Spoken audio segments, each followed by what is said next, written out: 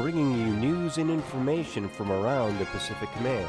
This is your AFN Pacific Report. Thanks for joining us on this edition of AFN Pacific Report. I'm Senior Airman Therese Garnier. The commander of U.S. Army Pacific made what he described as his final appearance before the Pentagon press on Monday. One of the main topics Lieutenant General Frank Wierzynski addressed was the Army's expanding role in the Pacific due to the U.S. rebalancing of forces in the region. The change of the Army Pacific Command to a four-star headquarters is a significant sign of the contribution of the rebalance in the region. It's been 40 years since a four-star Army general has been in command. This July, Richardson Hall, the home of U.S. Army Pacific, and the headquarters, and ironically once known during World War II as the Pineapple Pentagon, will be home to a four-star general once again. This year, we welcomed the first Allied general officer into our command as the Deputy Commanding General for Operations.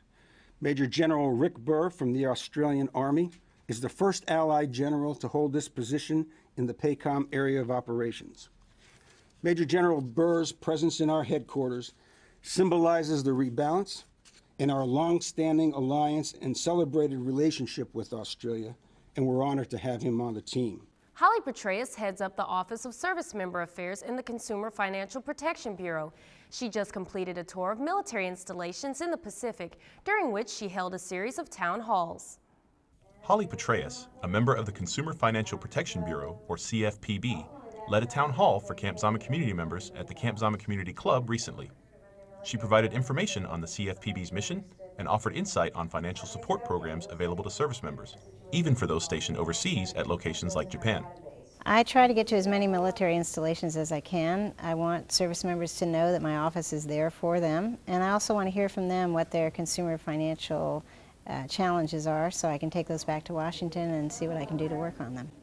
The CFPB provides education on financial programs available to service members and coordinates with other federal and state agencies on military consumer protection measures. Well, it's a big issue for them because the #1 cause of security clearances being revoked at this point is for financial reasons. So most of them are very well aware of that, and they're very worried about getting into a difficult financial situation that will trigger that. During a question and answer session, service members asked Petraeus for advice about common financial woes such as mortgage payments, student loans, and many others.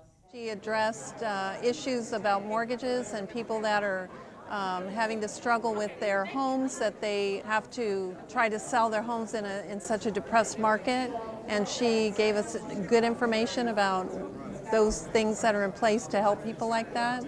That's good to know. Reporting for U.S. Army Garrison Japan, this is Dustin Perry.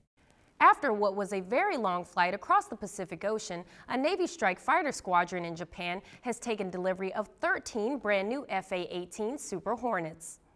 Strike Fighter Squadron 27 returns to Japan with 13 new FA-18E Super Hornets. You can compare it to receiving a brand new car right off the assembly line. In order to land this supersonic deal, they first had to return their old jets to the west coast of the United States. I'm grateful to have such a talented squadron, maintenance, safety, operations. They all performed together to get all the jets safely across the Pacific and back. It was extremely successful, and couldn't be happier with everybody in VFA 27.